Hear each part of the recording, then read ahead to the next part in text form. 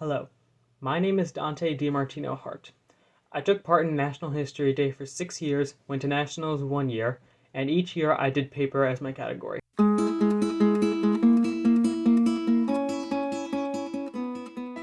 I liked doing the paper category because I personally have always preferred analytical responses to creative projects. I'm the type of person who will gather a lot of evidence and then present my facts in arguments or papers.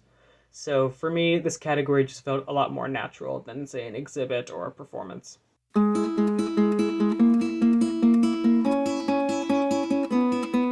So the way I chose a topic was that I would find a topic that I was already interested in, and then I would find if it related to the theme of the year for NHD, and then I would look at the sources that were available and see if I had enough sources to do a paper on it. For me, I've always been interested in military history and geopolitics, so I would try and find topics that were of geopolitical or military history and see how I could tie it into the theme of National History Day. And then I would find the sources, and if I had enough sources to continue this topic, I would decide that this is going to be my topic for the year.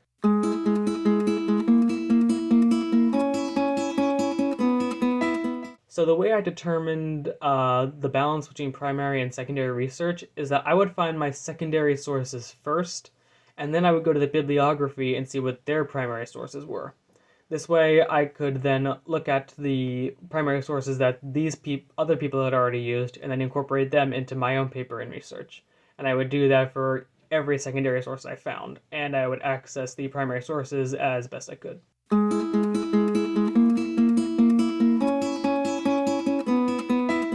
How did I manage time? That is a difficult question for me because at my school, National History Day was a club, so I pretty much did all of my research and worked in my free time on weekdays and weekends.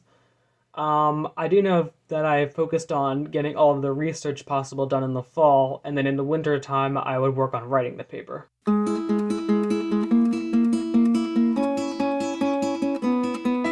So the outline that I did, I would first, after I determined what my thesis was, I would then take all of the research and facts that I had done and make a storyline of like a beginning, a middle, and an end to my paper. That way I could get as many of the facts as possible onto the storyline, and then afterwards I would include my own personal opinion into the story.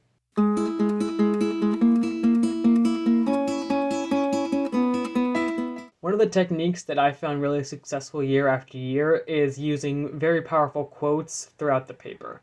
For example, Winston Churchill, I used one of the quotes where he says that the new world with all its might will carry on the struggle, to emphasize my argument later on, which is that Churchill is basically saying that we still need help and that we will eventually need allies.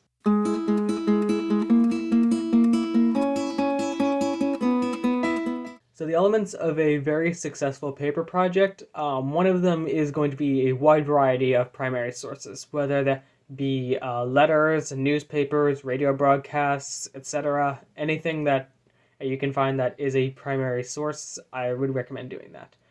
Another one is also talking to scholars, because they are the ones who are writing these secondary sources that you are using in your paper. They might have knowledge that they did not include in the book or the article that they wrote, so getting in touch with them and learning what knowledge they could not add into their paper would be very efficient at making a new paper.